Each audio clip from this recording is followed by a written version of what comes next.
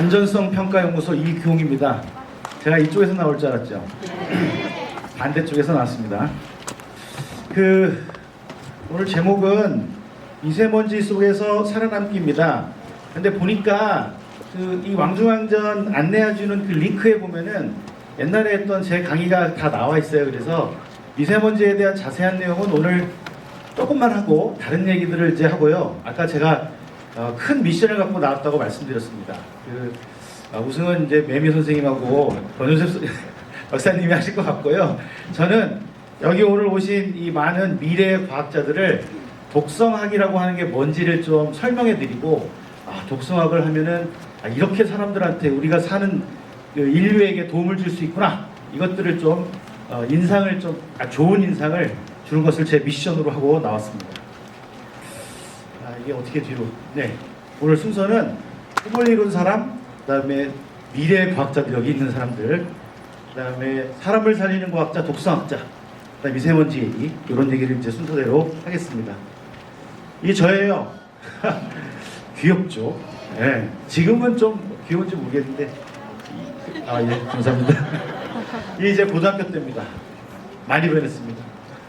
이제 아인슈타인인데요. 제가 중고등학교 다닐 때 꿈이 과학자가 되는 거였어요. 근데 이제 그때는 왜 그런지 몰라도 과학자 그러면 아인슈타인이 대명사예요. 아인슈타인이 과학자야. 그래서 저도 아인슈타인 같은 과학자가 되고 싶었어요. 과학자의 정의를 보면 그때 당시 정의예요. 과학 분야에 석사 이상 학력 소지하고 현재 과학 분야에 종사하는 사람을 과학자라고 한다고 하더라고요. 저예요. 저는 지금 안전성평가연구소라는 곳에서 연구단장을 하고 있고요. UST에서 교수를 하고 있고 독성학과 관련된 연구를 하고 있어요. 제가 과학자죠? 독성학자 과학자입니다. 저는 꿈을 이룬 사람입니다. 이럴 때 한번 파도 한번 해주세요. 제가 물리학 박사예요. 원래 독성학 박사가 아니라 물리학 박사인데, 물리학을 하다가 이제 이 독성학의 매력에 빠져서 독성 연구에 아주 심취하게 됐습니다. 독성학 연구가 뭔지 제가 말씀드릴게요. 그래서 제가 여러 가지 연구를 했던 공로로 보건복지부 상도, 장관상도 받고, 그 다음에 논문상도 받고, 국무총리 상도 받고, 올해 2019년도에는 한국독성학회에서 학술 대상까지도 수상을 했습니다. 이런 꼬맹이가 이렇게 커서 훌륭한 과학자가, 훌륭하다는 말은 좀 낯뜨겁지만 과학자가 되었습니다.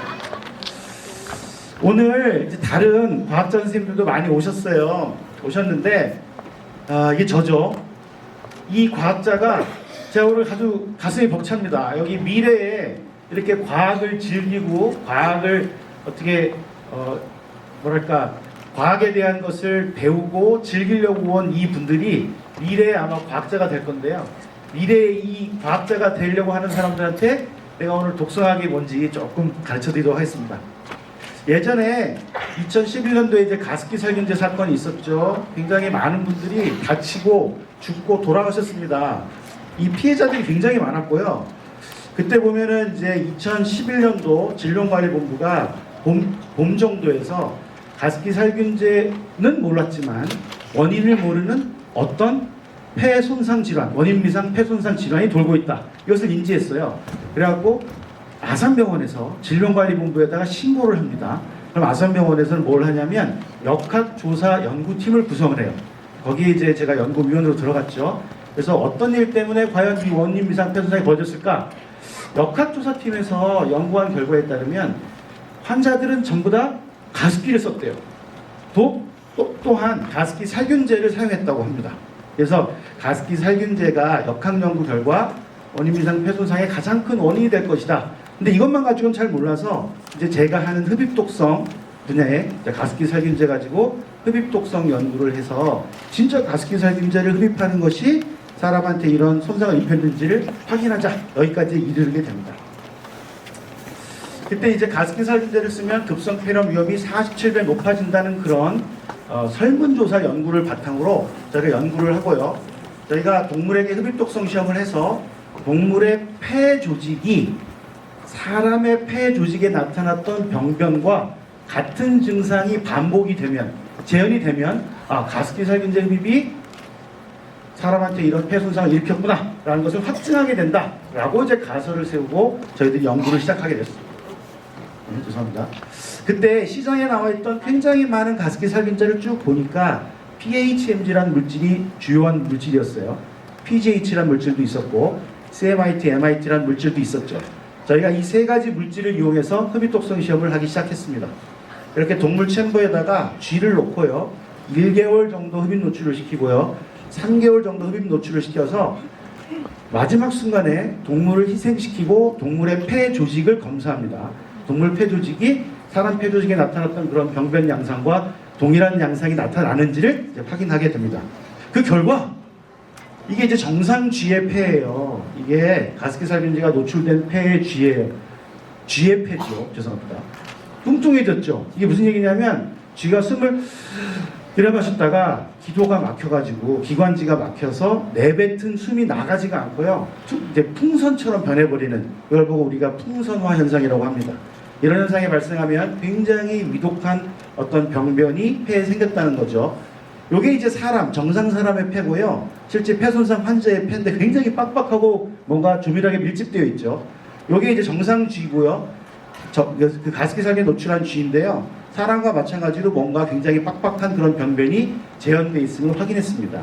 그래서 2011년 11월에 보건복지부 그 기자회견 때 저도 나가서 이런 연구 결과를 얘기하고요. 이때 이후로 질병관리본부는 가습기 살균제 판매를 전면 금지시킵니다. 그 이듬해 2012년도부터 가습기 살균제에 관련된 추가 피해자 및 사망자 보고가 한 명도 발생하지 않았어요. 그거 공로로 제가 보건복지부 장관상을 받게 됐죠. 가습기 살균제 피해자가 현재 6,000명이 넘어요. 이게 작년 말 보고고요. 가습기 살균제 피해자로 현재 1,461명까지 늘어났어요. 사망한 사람들이.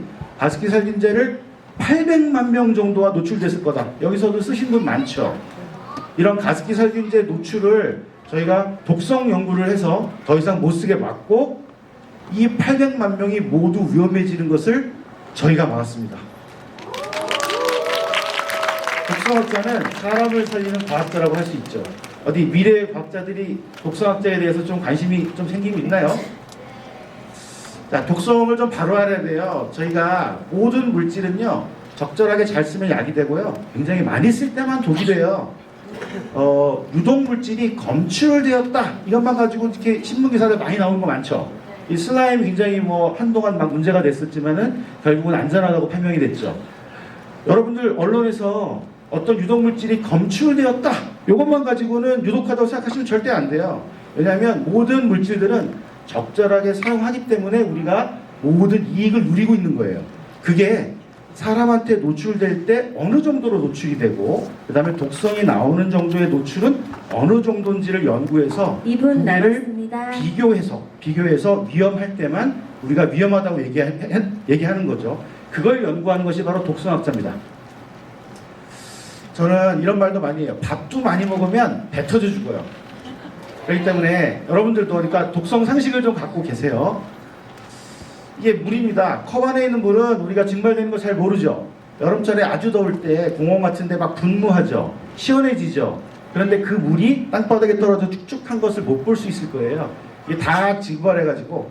근데 그 증발되는 물 속 안에 있던 것들은 증발 안 하는 것들은 증발 안 하겠죠. 그런 것들은 입자가 돼서 공기 중에 둥둥둥 떠다닙니다. 이게 이제 가습기이고요. 여기에다 가습기 살균제를 넣었을 때 물을 분무하죠. 물은 다 증발해요. 그 안에 있는 가습기 살균제는 증발하지 않아요. 그래갖고 어떤 입자가 돼서 그게 사람한테 흡입될 수 있는 상태로 바뀌는 거죠. 이게 물이 방울 떨어지면 튀죠. 이런 방울들이 굉장히 미세한 방울들도 많이 형성이 되는 거예요. 이게 이제 나이아가라 폭포죠. 나이아가라 폭포에는 이렇게 물기둥이 엄청나게 많이 올라가요. 이 물기둥 속에 있는 어떤 물질들은 다 입자가 돼서 우리 사람한테 흡입될 수 있는 형태로 바뀌게 되는 거죠. 이게 여러분들 집안에 있는 나이아가라 폭포예요. 샤워기, 싱크대 이런 데 주변에는 그 세제 같은 거 많이 쓰죠. 이런 세제들이 물방울에 튀어 올라가서 물방울을 증발하고 이런 세제들의 입자가 발생하고 그걸 여러분들이 흡입할 수가 있게 돼요. 샤워를 오래 하지 마세요. 짧게 하세요. 한 5분 이내로. 자, 많은 종류의 미세먼지들이 많이 발생하죠. 각종 모기향이라든지 고등어 등등 굉장히 많은 미세먼지들이 있고요. 우리 이제 미세먼지의 계절이 돌아왔죠. 미세먼지 농도가 굉장히 높아졌어요. 미세먼지를 마시면 굉장히 여러 군데에 독성 작용이 나타난대요. 그러나 미세먼지는 1999년도 70에서 2018년도 50 이하로 줄어들었어요. 그런데 굉장히 미세먼지 농도가 50 마이크로그램 per 세제곱미터 이상 되는 날짜 수는 거의 3분의 1이 넘죠. 1년이 365일인데 여기 대전 못 가요. 대전 보면은 130일이나 되죠. 야, 1년에 3분의 1을 굉장히 미세먼지 나쁨 속에서 살고 있구나. 자, 그래서 이런 미세먼지가 나쁘면 심장에도 변화가 되고 심장 상태도 안 좋아지고요. 여기 보면은 어느 날 미세먼지 농도를 측정한 거예요. 막 200, 300 마이크로그램 per 세제곱미터, 굉장히 높은 농도들이 발생하죠. 그렇게 높은 농도의 미세먼지 날들이 오히려 사람들한테 안 좋다. 미세먼지는 중국에서 온다고도 하고요. 국내에서도 많이 발생한다고 합니다. 미세먼지는 뭔가 탈 때 발생해요. 탈 때. 그래서 뭔가 탈 때 나오는 미세먼지에 대해서 조심해야 되고요. 자동차가 다닐 때 타이어에서도 미세먼지들이 발생합니다. 저희 연구소에서는 미세먼지를 독성 연구로 잡으려고 하는데요. 저희가 미세먼지를 인공적으로 만들어서 흡입독성 연구를 이렇게 합니다. 여기 어떤 누님께서 흡입독성 연구를 하죠. 세포에 대해서도 하고, 이렇게 이제 아저씨들이 동물 흡입독성 연구를 합니다. 이게 흡입독성 연구 장비이고요. 그 다음에 이런 방법들을 써서 저희들이 흡입독성 연구를 합니다. 그래서 미세먼지 속에서 살아남기 위해서 우리가 독성 연구를 하고 있는데요. 미세먼지가 우리한테 어떤 영향을 미치는지, 미세먼지가 호흡기, 심혈관, 뇌 어떤 질환에 영향을 미치는지, 그리고 독성을 억제할 수 있는 기술이 뭐가 있는지, 또 의약품, 건기식 이런 것들을 개발을 직접 해서 미세먼지의 인체 위협을 극복하기 위해서 열심히 노력을 하고 있습니다. 저희 연구소에서 국내 최초로 미세먼지 독성 저감물질 발굴을 성공했어요. 이게 가장 최근에 2019년 11월 달에 이제 보도된 건데요. 우리 연구소에서 국내 최초 미세먼지 손상 모델을 통해서 유효성 평가를 입증하고 미세먼지에 의한 호흡기 손상을 저감시키는 물질을 개발해서 중소기업에 이전해가지고 이제 곧 제품이 나올 겁니다. 여러분들도 미세먼지 손상에 효과가 있는 이런 제품들을 많이 이제 이용하시면은 훨씬 미세먼지 속에 살아남기가 쉬워지겠죠. 마지막으로 저희 연구소 유튜브 KIT가 저희 연구소인데요. KIT TV, 그래서 T자를 빼고요. TTV라는 유튜브 채널을 만들었어요. 여기 보시면 구독자 수가 2,200명이에요. 저희가 이거 처음 시작할 때 4월 달에 시작했는데요. 그때는 500명도 안 됐어요. 그때는 우리 과기부사나 출연연 23개 출연연 중에 20등이었어요. 구독자 수가. 그 중에 3개는 유튜브 채널이 없어요. 꼴찌였어요. 그런데 지금 현재 2,500명까지 올라갔고요. 지금 현재 출연연 4등까지 올라갔습니다. 여러분들도 돌아가셔서 이 키TV 많이 이용해 주시고요. 좋아요, 구독, 알람 설정 부탁드리겠습니다. 자, 그럼 감사합니다.